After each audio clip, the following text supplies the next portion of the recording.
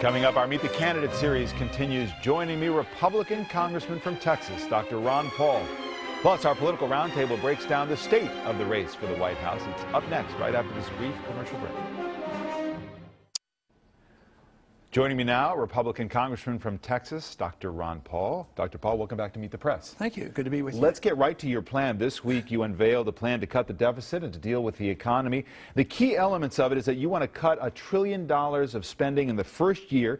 To do that, you would eliminate 5 cabinet departments: energy, housing and urban development, commerce, interior, and education. On Monday in Las Vegas, you unveiled the plan, and this is what you said about it.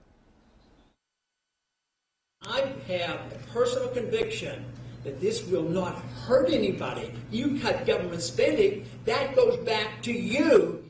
How is that possible that a draconian cut like this would not hurt anybody, particularly in this economy? Because we have to take this money from the economy, and the politicians get to spend it. So that's a negative. It hurts the economy. After World War II, we cut spending by 60% and cut taxes. 10 million people came home.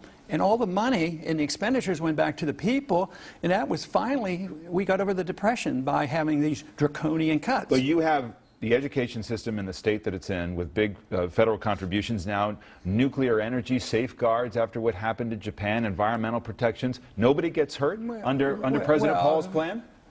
You know, we cut back on those, and the Department of Energy I cut, but some of those things are just transferred to the DOD department, you know, nuclear controls and things like that. So they aren't eliminated, but they are significant. I'm the only one that's offering it. I mean, if spending is a problem, which all the candidates have claimed, spending too much and the debt's too big, but who's proposing it? See, to me, the question I ask myself is, what should the role of government be? And I've come down on the conclusion that it shouldn't be that we're the policemen of the world and we have this runaway entitlement spending.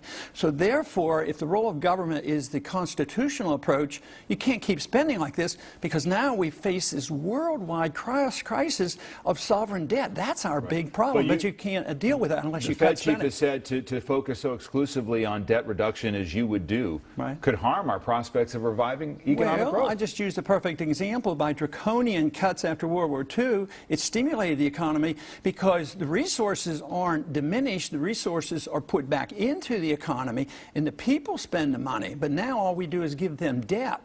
We tax, we borrow, and then we inflate, and then we distort the economy, so we destroy the production because the government takes over the economy, and that's the negative. As you well know,